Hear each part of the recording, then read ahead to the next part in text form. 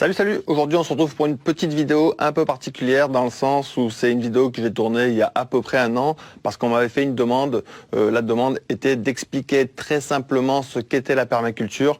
Donc voilà, l'idée c'était de faire une vidéo très simple, très courte, expliquant simplement ce qu'était la permaculture et ces choses que j'ai essayé de faire et que je vous propose aujourd'hui sur cette chaîne.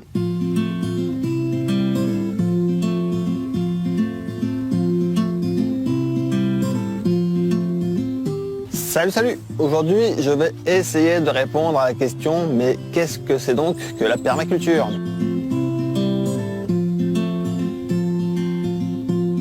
Même si on voit souvent le permaculteur dans son potager en train de cultiver ses légumes, il est bon de savoir que la permaculture est quelque chose de beaucoup plus global qui va bien plus loin qu'une simple pratique du jardinage.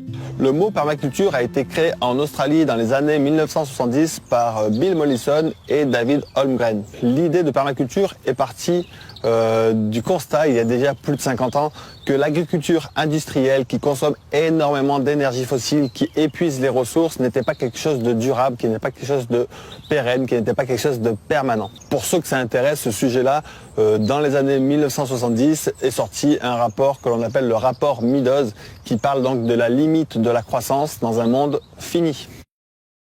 Donc permaculture est un mot valise, c'est la contraction de permanente agriculture. Comment faire une agriculture qui puisse être durable, qui puisse être pérenne, qui puisse être permanente.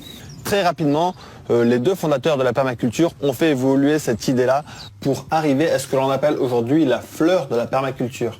Dans cette fleur de la permaculture, on va trouver les soins à la nature, à la terre, l'habitat, outils et technologies, enseignement et culture, santé et bien-être, finances et économie, foncier et gouvernance. En gros, toutes les pétales qui entourent la vie d'un humain se trouvent dans la fleur de la permaculture. Ce qui fait que maintenant, nous ne parlons plus de permanente agriculture, mais plutôt de permanente culture, ce qui fait notre culture.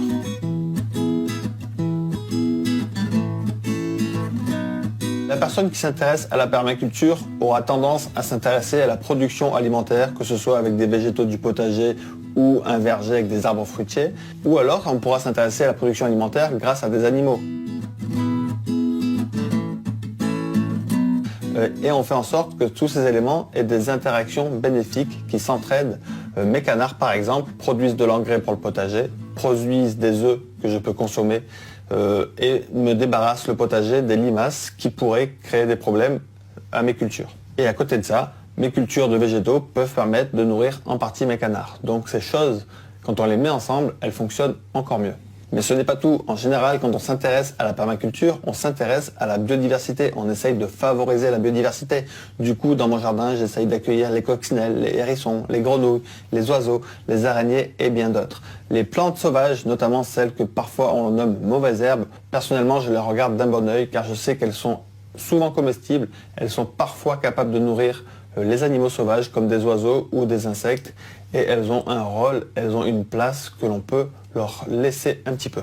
Quand on s'intéresse à la permaculture, on aura tendance également à s'intéresser à la construction, à l'éco-construction. Par exemple, quand on creuse des mares pour des canards ou pour attirer des libellules, on va pouvoir utiliser la terre que l'on a retirée de la mare pour fabriquer des constructions en terre. Ici, la construction d'un four à pizza en terre crue.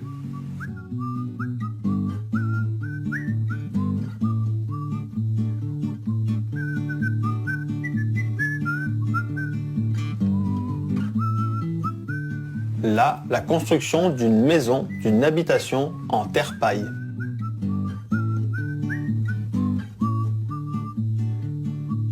Quand on s'intéresse à la permaculture, on aura tendance à s'intéresser aux énergies que l'on consomme et aux énergies que l'on produit. On essaiera d'avoir une vision globale et de voir quel est l'impact global de nos actions.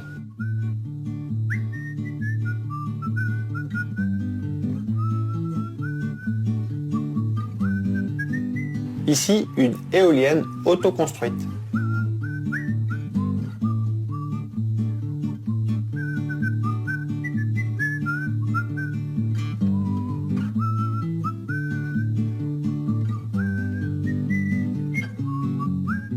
Et on peut même jusqu'à aller à fabriquer ses propres éponges avec des courges qui permettent de faire des éponges végétales. Une autre activité que je trouve pleinement intégrée dans la permaculture, c'est le partage de connaissances, que ce soit par le biais de conférences, des activités avec des enfants ou même par la réalisation de cette vidéo. C'est une façon de partager de la connaissance que j'apprécie beaucoup. Alors ne vous inquiétez pas, c'est pas parce qu'on essaie de s'intéresser à tous ces sujets qu'il faut absolument savoir tout faire soi-même tout seul, qu'on n'est pas un expert de tous ces sujets.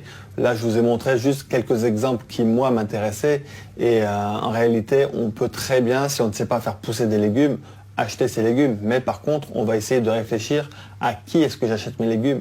Est-ce que je veux plutôt privilégier une grande surface qui achète des légumes à l'étranger qui ont eu un impact plutôt négatif sur l'environnement, ou est-ce que je vais acheter mes légumes à un producteur local qui a un respect de l'environnement? Donc voilà, même s'il y a des sujets que l'on ne maîtrise pas du tout, on va juste essayer autant qu'on peut avec les connaissances que l'on a de faire l'action qui nous semble la plus respectueuse de l'environnement et des humains.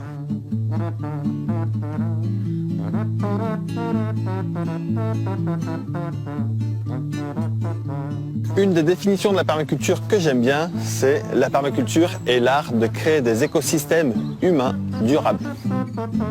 Une autre façon que j'aime bien pour définir la permaculture, c'est utiliser l'éthique de la permaculture.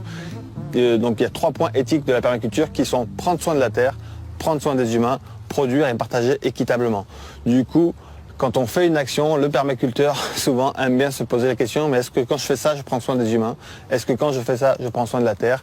Et est-ce que je suis en train de produire et partager équitablement?